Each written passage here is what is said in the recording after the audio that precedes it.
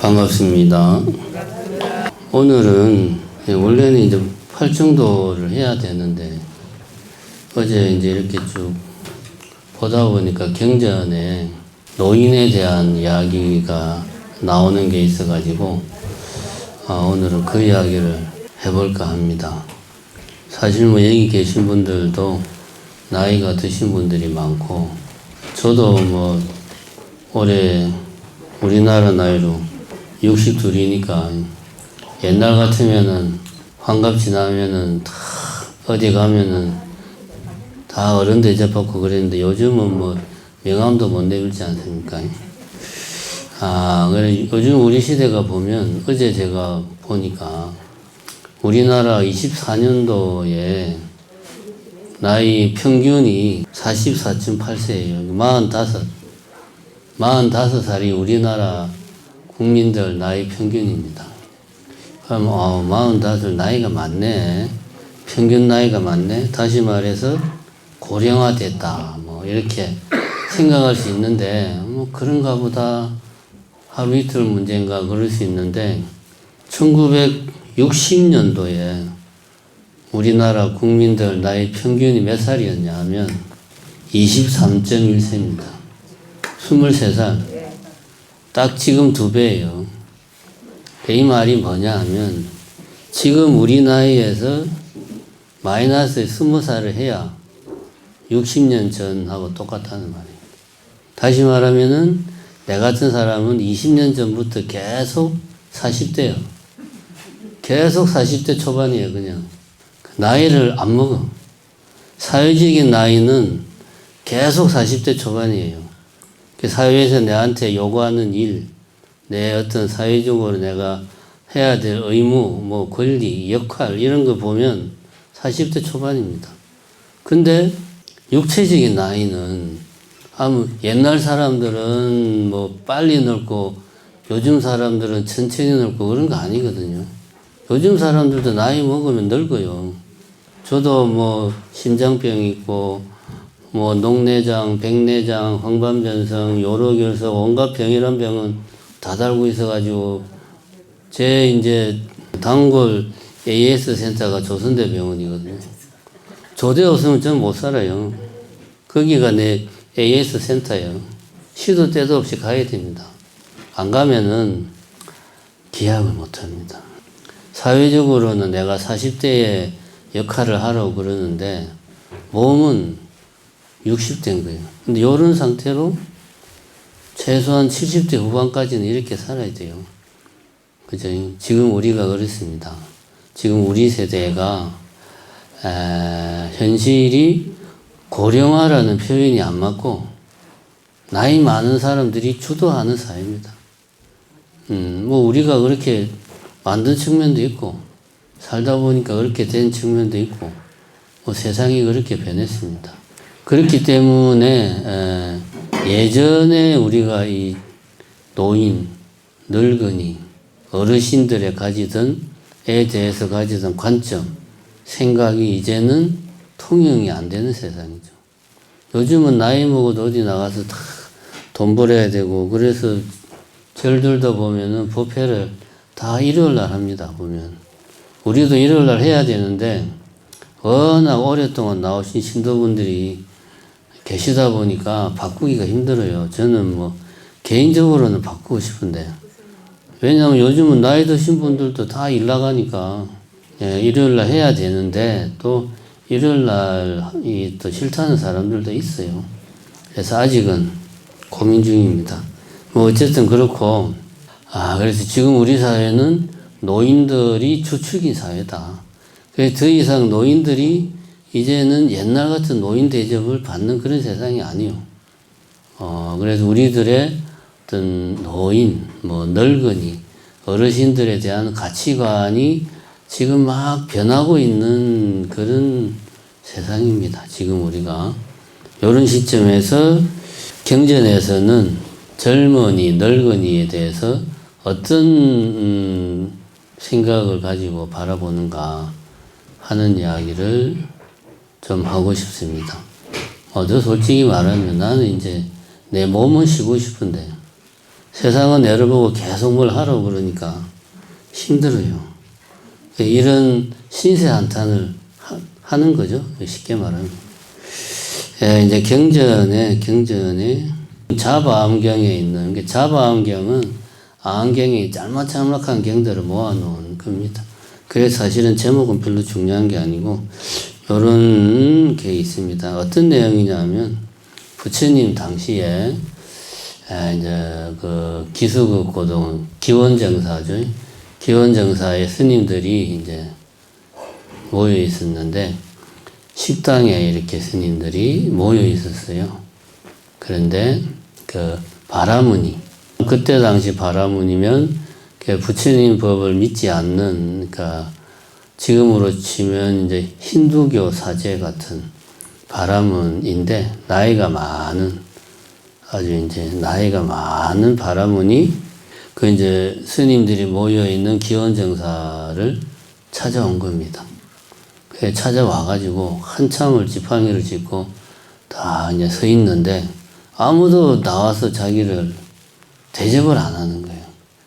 내가 그래도 바라문이고 나이도 많고, 그럼 당연히 내가 왔으면 누군가 와서 아이고 어서 오십시오, 이쪽으로 뭐 앉으십시오, 어른 대접을 해야 되는데 아무도 어른 대접을 안 하는 거예요. 그래서 바라문이 지팡이를 짚고 한동안 잠자코 서 있다가 여러 비구들에게 이렇게 말했습니다. 여러 장로들이여, 너희들은 어찌하여 늙은 사람을 보고 말도 하지 않고 인사도 하지 않고 공손히 앉으라고 말하지 않는가? 기분 나쁘다 이거지. 그러니까 이제 그때 이제 스님들 중에 대가전년, 이제 한문으로 번역하면 대가전년, 마하가차나라는 스님이 부처님 상수 제자 중에 한 분이죠. 그분이 대중 가운데 있다가 바라문에게 말했습니다. 우리 법에서는 늙은이가 오면 다 서로 말하고 인사하며 공경하고 예배하며 앉으라고 청합니다. 그러니까 바라문이 다시 이야기를 했죠. 내가 보니까 이 대중 가운데에는 나보다 늙은이가 없는데 공경하고 예배하고 앉으라고 청하지 않았다. 왜 그런가? 라고 이제 따졌죠. 그러니까 이제 대가전년 스님이 이렇게 이야기합니다. 바라문이여, 혹 나이가 늙어서 80이나 90이 되어 머리는 희고 이는 빠졌더라도 만일 젊은이의 법을 가졌으면 그는 늙은 사람이 아니다. 비록 나이가 젊어 25세쯤 되어 살결은 희고 머리는 검어 젊은 아름다움이 넘치더라도 늙은이의 법을 성취하였으면 그는 늙은 사람에 들어간다. 이렇게 이야기를 했습니다. 그러니까 이제 바라문이 궁금했겠죠. 그게 무슨 이야기야? 되물으니까 이제 다시 대가전년 스님께서 이렇게 이야기를 했습니다. 오용락이 있다. 이른바 눈은 빛을 분별하여 사랑하고 생각하며, 귀는 소리를 분별하며, 코는 냄새를 분별하며, 혀는 맛을 분별하고, 몸은 촉감을 분별하여 사랑하고 생각한다. 이 오용락에 있어서 탐심을 떠나지 못하고 욕심을 떠나지 못하며 사랑을 떠나지 못하고 생각을 떠나지 못하면 바라문이여, 이런 사람은 비록 나이가 80이나 90이 되어 머리는 희고 이는 빠졌더라도 그는 젊은이의 법을 가졌다 한다. 또 이 오용락에 있어서 탐심을 떠나고 욕심을 떠나며 사랑을 떠나고 생각을 떠나면 그는 나이가 젊어 25세가 되어 살결은 희고 머리는 검어 한창 젊은 아름다운 몸이더라도 그는 늙은이의 법을 성취하여 늙은 사람에 속한다고 하느니라. 이렇게 이야기를 하니까 바라문이 대가전년 스님에게 말했습니다. 존자가 말한 이치대로 한다면 나는 스스로 돌아보니 비록 늙었지만 아직 젊었고 당신들은 비록 젊었으나 늙은이의 법을 성취하였소. 나는 세상 일이 많으니 이만 돌아가겠습니다. 라고 말하고 기뻐하며 제 처소로 돌아갔다. 여기 경전 전체 내용입니다. 뭐 제가 축약한 것도 아니고. 그러니까 이 경전의 내용을 보면 젊은이의 법이 있고 늙은이의 법이 있다.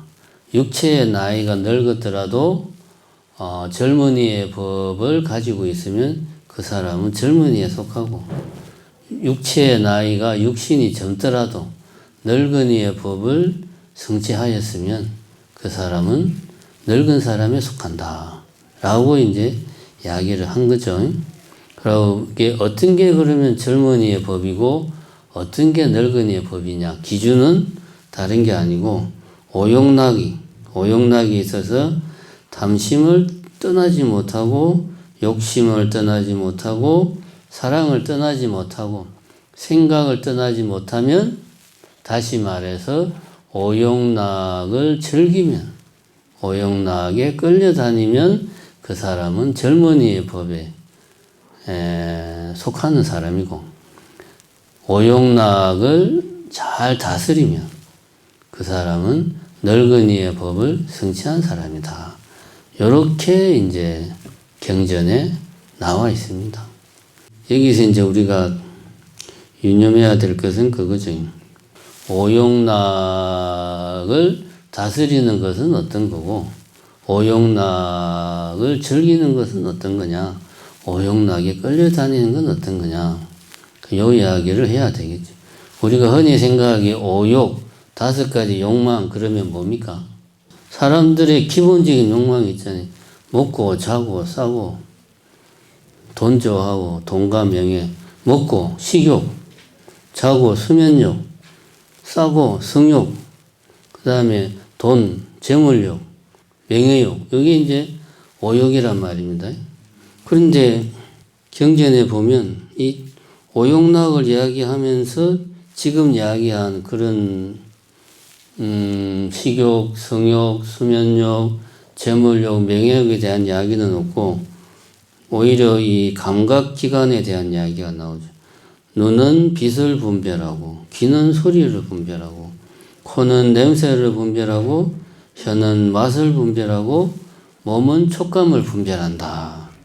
이런 이야기가 나옵니다. 분별해서 사랑하고 생각한다. 오용락을 이야기해 놓고 5가지 욕망에 대한 이야기는 없고, 감각기관에 대한, 보고 듣고 맛보고 냄새 맡고 피부로 느끼는 이런 이야기를 해요. 이게 도대체 왜 이렇게 이야기가 우리가 알고 있는 오욕, 5가지 욕망이 주는 즐거움과 경전에 나온 이야기가 다를까? 자, 요거를 우리가 좀 고민을 해봅시다. 요거를. 그리고 욕망이라고 하는 거는 뭐 다른 게 아니죠. 그냥 뭔가를 내가 원하는 거죠. 원하고 그걸 더 많이 가지고 싶고, 그러다 보니까 그것이 계속 욕망이 쌓이면 탐욕이 되고, 탐욕이 지속이 되면 집착이 되고, 그거란 말입니다. 이런 욕망이 어디서 나올까? 이 생각을 해보면 경전의 이런 이야기가 우리가 이해가 됩니다. 예를 들어 봅시다. 자, 우리 앞에 5만원짜리 돈이 한 다발이 있고, 5만원짜리 한 다발이면 500만원이네. 와, 500만원이 있고, 그 다음에 물 한 잔이 있고, 그 다음에 땅콩이 하나가 있다. 고 칩시다. 우리 앞에 3개가 있어요. 500만원, 땅콩 하나, 물 한 잔, 3개가 있어. 셋 중에 하나만 골라야 된다. 그러면은 뭐를 고를까요? 당연하죠. 당연히 돈을 고르겠죠. 근데 순간적으로 머리를 딱 굴릴 거 아니야. 일단 땅콩을 먹고, 물을 한 잔 마신 다음에 돈을 챙기면 되겠지? 이런 사람은 정말 욕심이 많은 사람이죠. 구제가 불가능한 사람. 하나만 골라야 돼. 그럼 당연히 돈을 고르죠. 바보 멍청이가 아닌 이상은. 그런데 만약에 밖에 있는 새가 한 마리 들어와가지고 새하고 대화가 가능하다고 치자.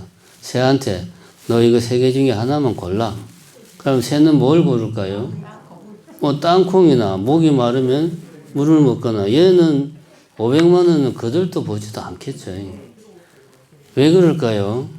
그거는 인지 감각이 그 사람하고 틀리잖아요. 그릇이 다르죠.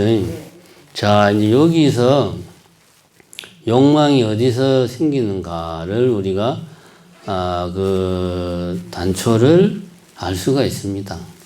새는 돈에 대한 생각이 없죠.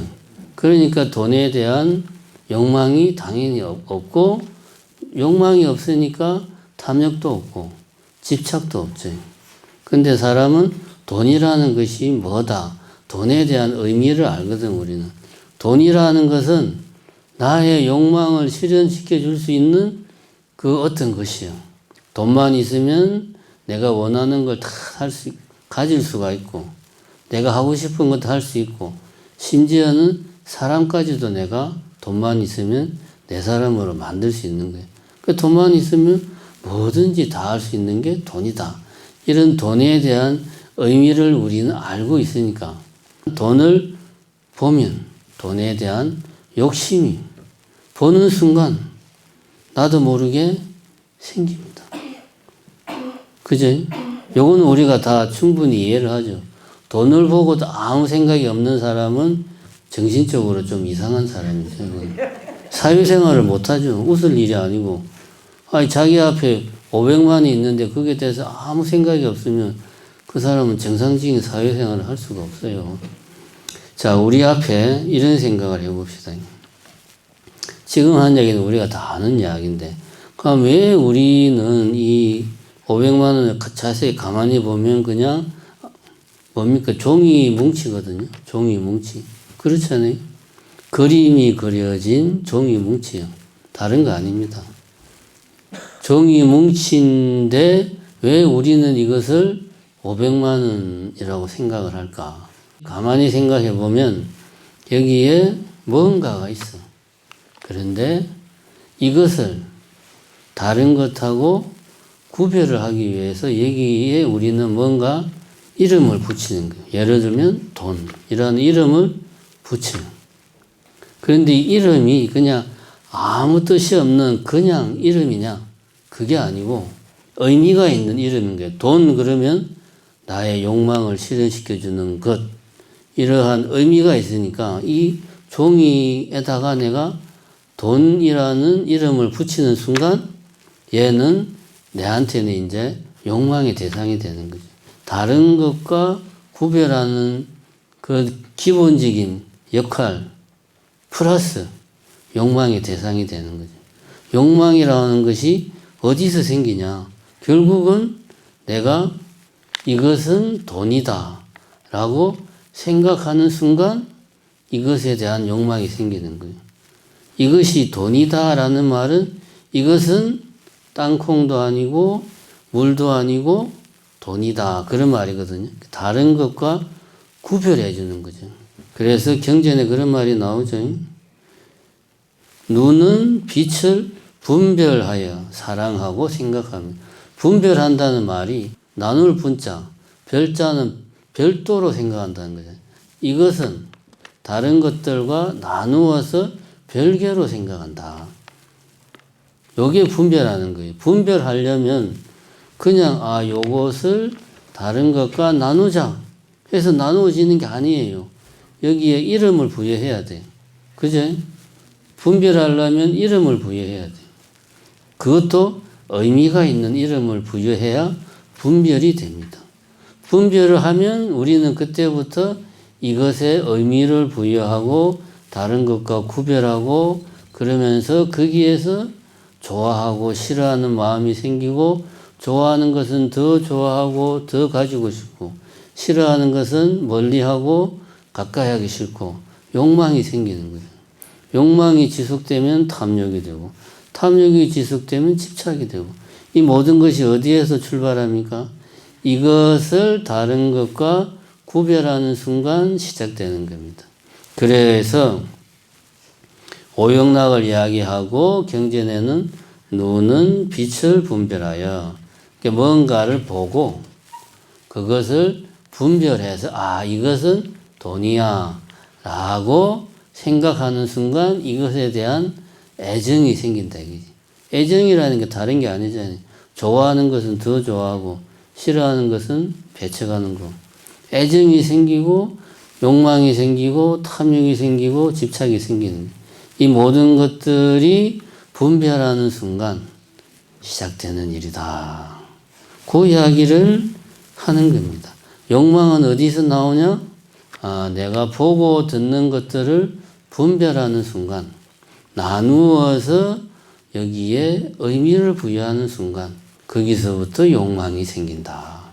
오욕이라는 게 거기서부터 생긴다. 이 이야기를 하는 겁니다. 그래서 우리가 세상과 접하는 창구는 5가지가 되는 거죠. 눈으로 보고, 귀로 듣고, 코로 냄새 맡고, 혀로 맛을 보고, 피부로 촉감으로 느끼고. 그래서 경전에서는 이걸 눈으로 본다라고 말하지 않고 눈은 빛을 분별하고, 우리가 뭔가를 본다는 것은 이것에 반사된 빛이 내 눈에 들어와서 상이 맺히는 거란 말이에요. 그러니까 빛을 본다라고 말하지 않고 빛을 분별하고, 귀는 소리를 분별하고, 코는 냄새를 분별하고, 혀는 맛을 분별하고, 몸은 촉감을 분별한다. 그래서 사랑하고 생각한다.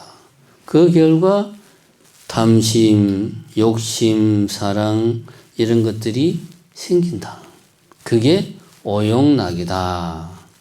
그런데 여기에서 어떤 사람이 젊은이고 어떤 사람이 늙은이냐? 그 오용락, 탐심, 탐하는 마음, 욕심내는 마음, 애정하는 마음. 아, 이것은 좋은 거야, 이것은 나쁜 거야 라는 생각.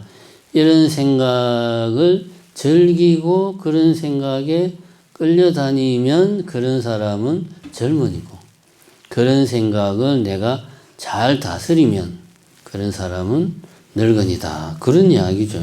이 말은 다른 게 아닙니다. 그런 이야기입니다. 다시 말하면 욕심이라는 게, 욕망이라는 게 어디에서부터 생기는가를 잘 알고 내가 나의 욕망을 잘 다스리는 그런 사람은 육체의 나이와 상관없이 늙은이의 법을 성취한 사람이다. 그렇지 못한 사람은 오용락을 즐기는 사람이다. 왜냐? 오용락, 즐거움은 잠시 즐겁지만 지나고 나면 긴 고통이 따르는 법이니까. 그러면 우리는 이런 생각을 할 수가 있어요. 어떻게 하면 늙은이의 법을 내가 성취할 수 있나? 어떻게 하면 오용락을 내가 다스릴 수 있나? 당연히 우리는 이런 생각을 합니다.